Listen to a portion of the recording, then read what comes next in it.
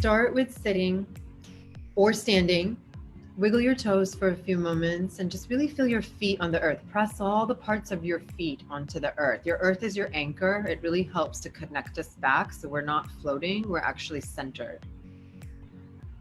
Let your spine be tall from the base of the spine all the way up to the crown of the head. Let your shoulders drop down. Let your jaw relax and your tongue hang heavy. If you want to keep your gaze facing forward, feel free to do so. If you want to keep your eyes closed, that's fine too. And feel like you have warm liquid pools of water behind your eyes and the water streaming over the crown of your head, down your shoulders, down your arms, down to your feet. And take a deep breath in, a full breath, as much as you can through your nose, and exhale out your nose or your mouth. Inhale, feel that cool air coming in, and exhale, feel the warm air coming out. Inhale, cool air coming in, and exhale, warm air coming out. Now taking one hand to your heart and one hand to your belly. Feel your belly rise as you inhale, and on your exhale, let your belly relax. Inhale, feel the belly and the chest. Exhale, let the chest and the belly relax. Inhale, feel the breath coming up from the soles of the feet, the legs, the belly, the chest, up to the crown of the head. And exhale in reverse. Let the chest relax, the belly relax. Let the breath go down the legs through the feet. Inhale, up the soles of the feet, the legs, the belly, the chest, up to the crown of the head. And exhale in reverse. Let the chest relax, the belly relax, down the legs, through the feet. One more time. Let the breath come up through the feet, the legs, the belly, the chest, up to the crown of the head. And exhale in reverse. Letting the breath travel down to the feet. From here, taking your palms together, rub your palms together, create a little warmth, little flame there. And then take those hands and place them over your eyes. And then gently take your fingertips. If you like, you can open your eyes to see what we're doing. You can also keep them closed and just listen. Take your fingertips and massage the top of your forehead. And then we're going to come over from the top of the ears, make a headband up to the top of the head, and feel around there. There's usually a point there where it kind of dips in and becomes a little valley there. This point is called governing vessel 20. It's also called 100 meetings. It takes the wisdom from the ancestors and brings it back to us. Our ancestors could be people like Harriet Tubman, a woman who has brought freedom to so many, or it could be something from nature even, the natural wisdom that we have of how the earth works, like the sun or the ocean. So again, tapping on this point or massaging in whichever direction, or just direct pressure right over there.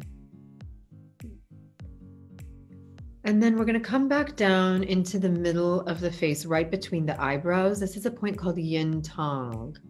It's also, a lot of us may have heard of this as the third eye in yoga. In the Taoist monks called this the upper dantian, the upper energy basin, where this was centered. I call it the unicorn point, right in the middle. And so I also work as an anesthesiologist, and I use this point a lot for patients when they're about to go off to dream world for their surgeries. And then let's come over with both hands over to the ears. So as you can see, as we were talking about the ear, there's 2 points specifically. If it's hard to find these points, what you can do is take your finger, don't go into where the Q-tip is, but into the part right outside where the Q-tip goes. I call this the inner valley, and just massage there. And this is getting all those internal organs. And then you can take both your fingers and go on both on the outside ridge, so the whole outer valley. And this is going to get all over the body. The 2 points that I listed there are Shenmen and point 0, which you can practice finding.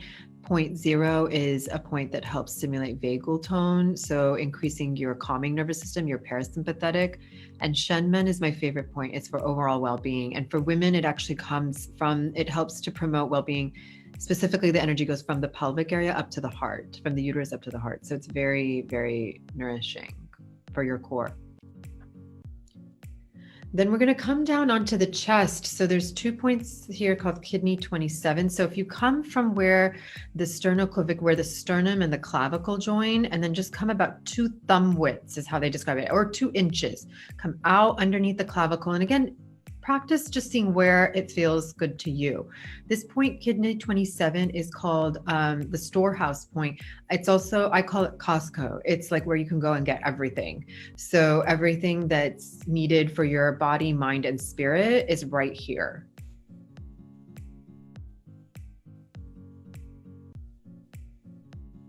And again, just taking some time, finding out, do you like to go clockwise, counterclockwise? Do you like to tap or just direct pressure here?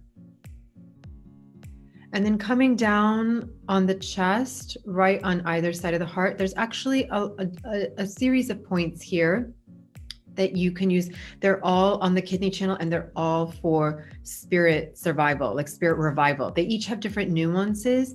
Just find which ones, which set. Maybe there's a point here that feels really good and a point a little bit higher that feels really good, and just find which set of points feels really good for you. Just going up and down, trying to nourish. All of this area is just protecting the heart. And so we want to give it some time to be nourished and relax a little bit. It doesn't have to be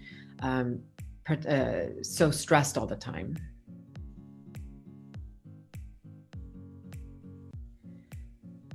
And then I come down and massage all of my arms, giving it some loving kindness. And then I come over to the wrist, and there's a point called pericardium 6. I'll show you on this side.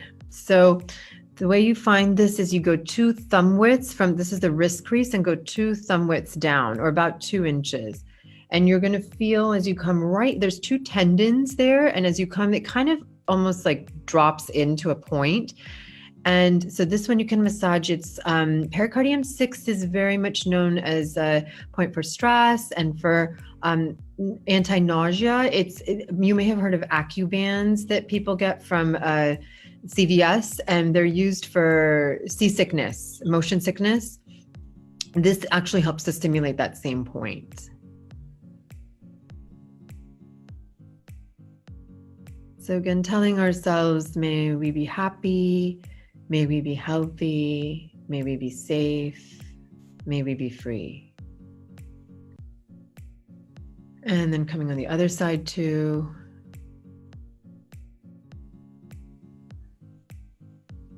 May we be happy, may we be healthy, may we be safe, may we be free.